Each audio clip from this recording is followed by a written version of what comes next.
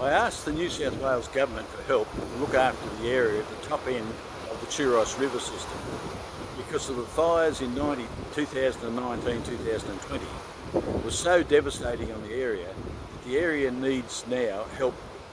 We got the same rhetoric letters back from the Minister for the Environment and the Minister for Lands and the government. I looked back to 1996 and looked at the letters that I got off John Howard and then the Minister for Environment for New South Wales. They're nearly carbon copies. I mean, the department's not even changing the wording in these letters.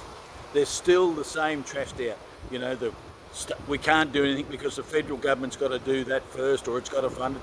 And then the federal government says, oh no, we can't do that. It's got to be the state government funding. Well, it's all burning. It's all going up in smoke. Our platypus are dying because there's no water or the water is dirty.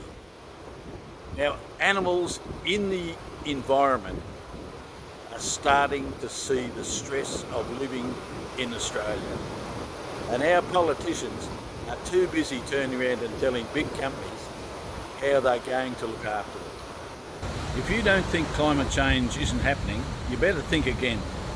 This is what's happening around the world. And the 25 coal mines that Tanya Plibersek has to approve and the continuing degradation of the environment in Australia is only part of the scene. The long-term outcome here is catastrophic for the planet. And in these countries where I'm visiting now, the situation is becoming much, much worse. Australia is facing its own issues, but we're making it worse by approving projects like gas projects and oil and coal that are going to make the situation much faster. Where I am at the moment, the waves are so big and coming in on the coast up against houses. This is what Australia can expect in the future. The islands in the Pacific are already experiencing these things. And people like Tanya Plibersek and Albo, you know, a man who stood for principle when he was younger and now is standing on the face of the people of Australia, need to rethink their position.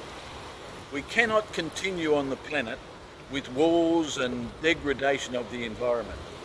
You know, I showed Tanya Plibersek some time ago a trailer with 3,500 koala pellets on them. She approved another power station from wind in the exact same areas that they took 3,500 pellets on the back of this truck. It just can't continue, Tanya.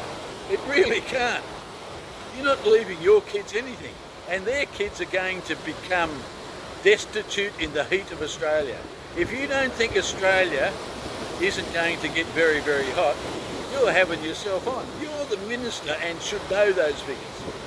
I remember working in Coppabella years ago at 50.3 degree heat. It was staggering. Well, it's going to get a lot worse than that, Tanya.